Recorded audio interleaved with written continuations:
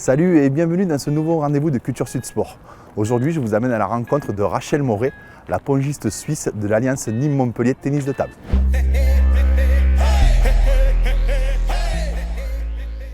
Donc, Rachel, merci de nous recevoir dans ce qui est un peu ta deuxième maison, ici dans ce gymnase, le gymnase Saint-Stanislas à Nîmes, qui est un lieu chargé d'histoire pour le club de la SPCN. C'est un lieu où en fait, tu passes quand même beaucoup de ton temps.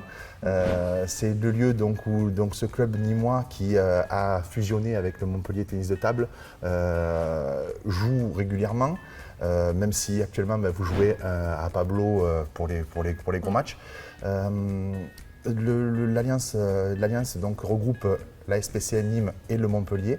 Et Montpellier Tennis de Table, ce qui te permet à toi d'évoluer avec des joueuses de la trempe de Min Youngji, de la trempe de Lucie Mobarek. C'est le lieu que je disais où tu passes quand même pas mal de temps à t'entraîner.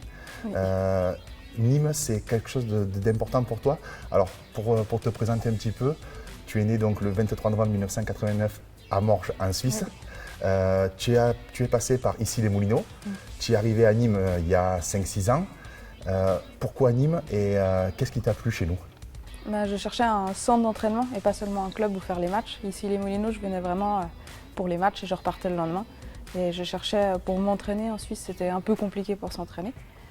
Et une ancienne joueuse qui était là, Laurie Faipang, était coach de l'équipe suisse à ce moment-là et m'a dit qu'eux, ils cherchaient à construire un centre d'entraînement. Du coup, je suis venue essayer quelques semaines, ça m'a plu et du coup, j'ai changé de club.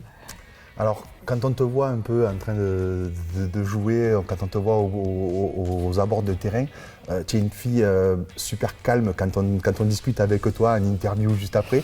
Par contre, on voit une véritable lionne quand tu es regarde, autour de cette table-là avec ta raquette à la main. C'est ça la vraie Rachel Moret? Je pense qu'on est obligé d'avoir un peu de caractère à la table si on veut réussir à s'imposer. C'est quand même un sport de duel. On est assez proche de l'adversaire et il faut se battre sur tous les points. Donc je pense que je suis assez calme de base, mais qu'à la table, on n'a pas le choix de sortir un peu et de s'encourager pour réussir à s'imposer. Depuis 4-5 ans, tu es devenue la tête d'affiche de l'Alliance, alors de la SPCN d'abord, puis de l'Alliance Nîmes-Montpellier. Tu vis ça comment? Je pense que c'est vraiment positif et il n'y a pas que moi comme tête d'affiche. Je pense que les deux Lebrun qui sont en train vraiment d'exploser. Et même Mine avec ses résultats incroyables, je pense que c'est ça qui fait le point fort de cette alliance, c'est qu'on est tous et toutes un peu à égalité et qu'on s'aide pour progresser et c'est ça le but ultime de cette alliance. Alors l'Alliance, on en parle, la saison dernière, elle a été un peu bizarre, un gros début de saison. On est au moment de Noël en train de parler Europe, première place. Et puis au final, ça se finit un peu plus compliqué, d'une manière un peu plus compliquée. Ça se joue sur une dernière confrontation. C'est un match au couperet avec beaucoup de stress. Ça a été une drôle de saison quand même. Vraiment bizarre, oui. C'est vrai que jusqu'à Noël, tout allait bien, entre guillemets. On était plutôt bien placés.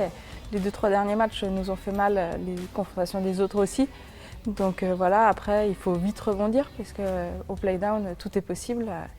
On perd 2 fois jouer les tours alors qu'on les avait battus, donc on sait qu'à ce moment-là tout est possible et à ce moment-là on ne pense plus forcément à l'Europe ou la Champions League. Il faut tout mettre sur la table pour réussir à se maintenir et chaque saison recommence à zéro. Un grand merci à Rachel Moret de nous avoir reçus dans sa deuxième maison, le complexe Saint-Stanislas de Nîmes. On se retrouve très vite pour la deuxième partie de ce reportage.